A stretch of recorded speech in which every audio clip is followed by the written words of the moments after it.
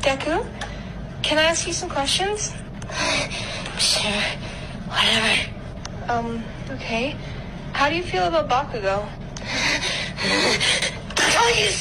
If you like a show and it has a terrible fan base, that's okay. I hate when a show is beloved and people stay away from that IP because they think the fan base is toxic. Well, guess what? You know you can watch something without immersing yourself in every single stupid social media opinion, right? But today I will be discussing 4 different shows I love and their fan bases. First up, Dragon Ball. To be honest, for the most part, Dragon Ball fans aren't that bad. Even the Kenny beat Goku meme is something they no longer do. If I had to fight perfect Ultra Instinct Goku, even I admit that I would probably lose against him, unless someone punched me in the nose. Not to glaze myself, but that would send me into a crash out rage that would allow me to fold Goku like he was made of jello. Dragon Ball fans also recently got Sparking Zero, one of the coolest games, and they're already trying to cancel that game on Twitter. Some people think they need to balance the game, people are already dropping competitive combo tutorials, and they're already discussing which characters are the most broken. But if you genuinely dedicate time out of your day in order to sharpen your skills at a game that you will mostly play only against your friends, you are a loser. I say this because I'm a loser. I don't care, I spent too many days in my childhood forced to play trash characters because my older siblings would reserve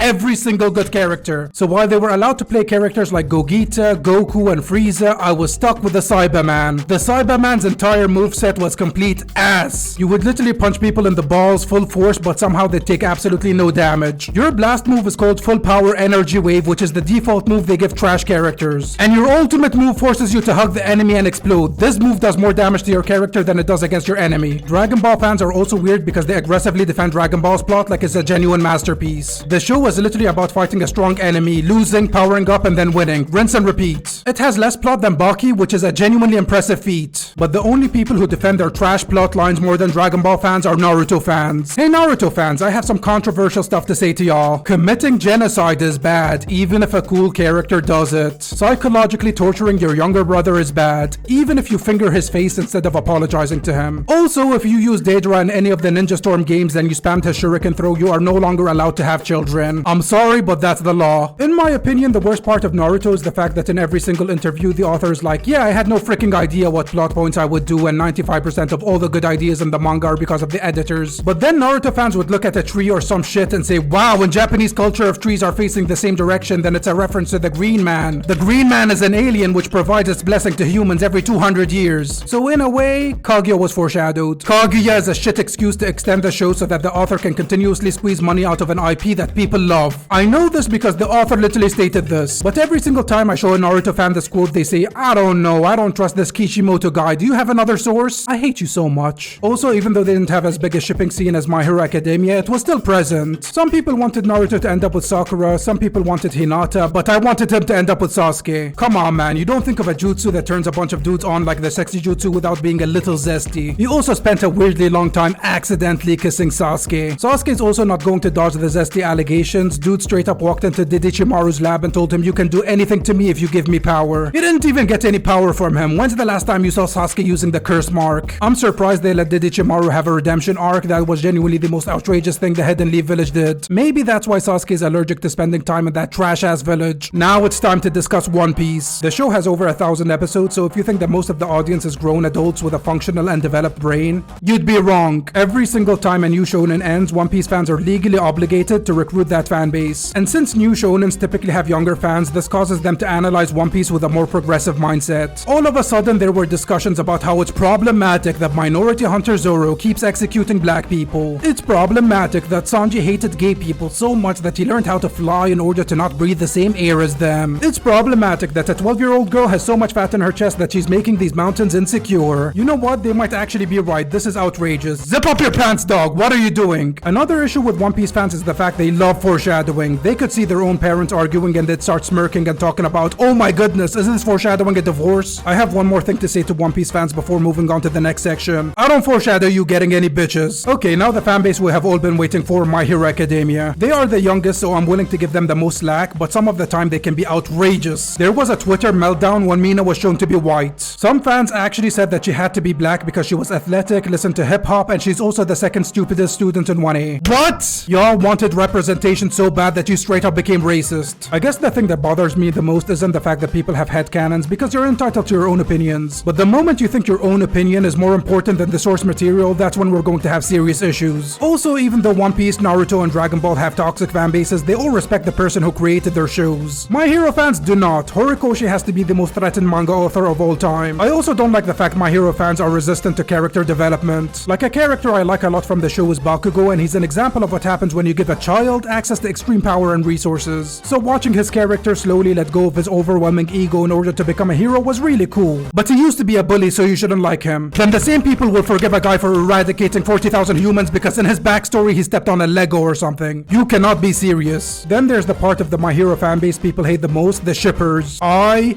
love shipping wars. Watching two individuals argue over whether Deku should end up with Bakugo or Ichigo gives me genuine happiness, especially since Deku didn't end up with neither of them. Start making me some french fries, little bro. Dobby and Hawks was another ship that I saw. If Dobby was in the same room as Hawks, he would turn him into fried chicken. And the absolute best ship that I have ever seen is Deku x Nomu. It just makes sense. In conclusion, you should watch One Piece. Come on, join the community. What are you waiting for? Watch the video on the screen. It will not ruin your algorithm.